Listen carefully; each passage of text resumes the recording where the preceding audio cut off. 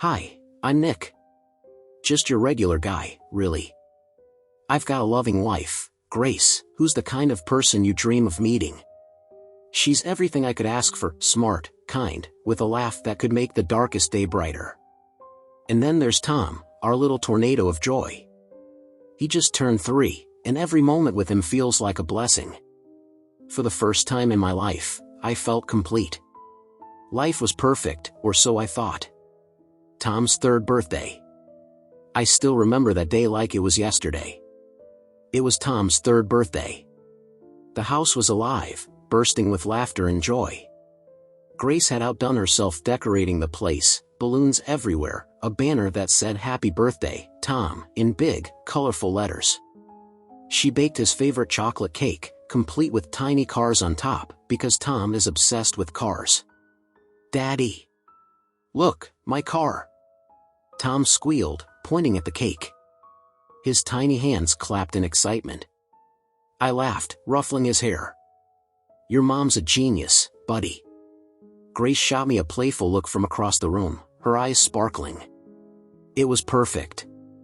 Kids running around, music playing, Grace smiling at me from across the room. I should have felt on top of the world. But then, I saw him. At first, I thought it was nothing. Just a guest standing outside, maybe taking a call. But as I looked closer, a chill ran down my spine. He was standing still, too still. Just outside the garden fence, half hidden in the shadows. "Nick, are you okay?" Grace's voice broke my trance. "Yeah," I said quickly, forcing a smile. "Thought I saw someone outside." She followed my gaze, squinting through the window. "Probably just a neighbor." "Don't worry about it." I nodded, but my stomach twisted. I couldn't shake the feeling that something was off. That wasn't the first time I saw him, and it wouldn't be the last. He was everywhere, at the grocery store, across the street, even at the park when I played with Tom. Always watching, always silent. What scared me the most was that no one else ever saw him. Not Grace, not anyone. Just me. At first, I tried to ignore it. But as days turned into weeks, it became impossible. I'd glance out the window late at night and see him standing there, motionless, just beyond the streetlight's reach. I told Grace once. "There's this guy, he's always there. Watching me." She looked at me with a mix of concern and fear. "Nick, maybe you're just stressed.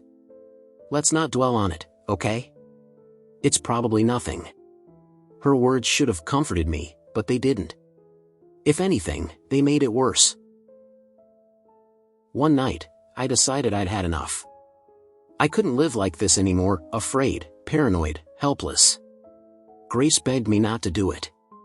"Nick, please," she said, clutching my arm. "What if something bad happens? Just ignore him. Let him go." But I couldn't. I had to know. It was late, probably around midnight, when I saw him again.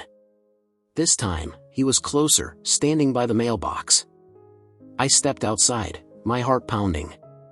"Hey!" I called out. "Who are you? Why are you following me?" He didn't move.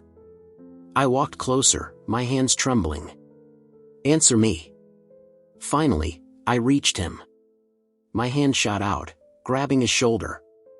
He turned around, and my world shattered. It was me.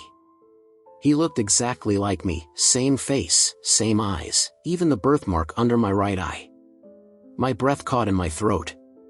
"You shouldn't have done this," he said, his voice calm but haunting. "You should have left me alone." I tried to speak, but no words came out. "You don't belong here, Nick," he said. "None of this is real."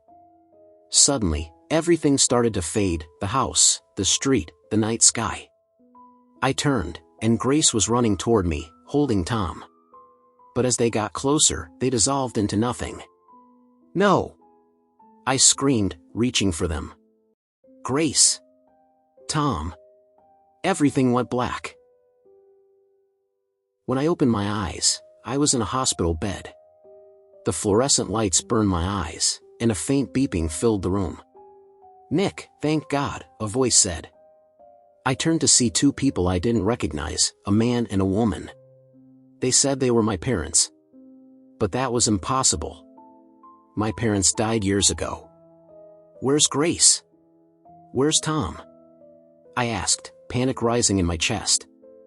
A doctor walked in, his face somber. "Nick, you were in an accident. You've been in a coma for 2 days. You're not married.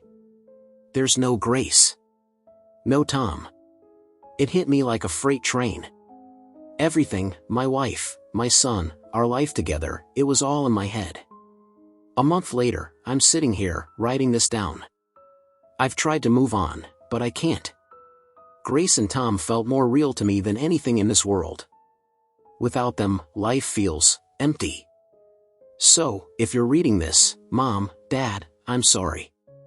I just can't do it anymore. I'm going back to them. I start my bike, the cool night air brushing against my face. The road is empty, the same road where it all started. As I see the truck's headlights approach, I whisper, "I'm coming home." And then, there's nothing.